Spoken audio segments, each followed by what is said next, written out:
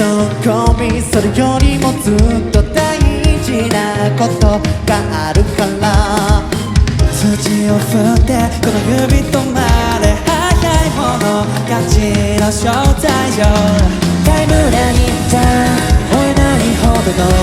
一瞬だけを愛したい、ラグのない世界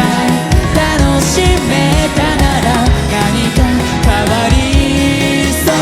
話したりないことをもっともっとただつぶやいたい、話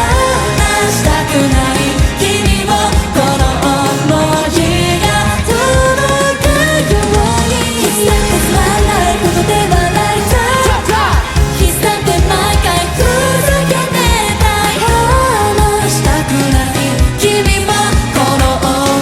いが届くように、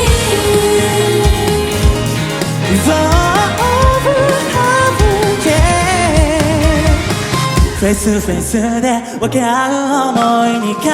えなんてものはつかないの、ネットの波に飲まれる前に僕らがいざなうショータイムをサディスティックに奏でよう、君の鼓膜から奪い去る心に鎧を今日ないで身を委ねよう、共鳴する輪を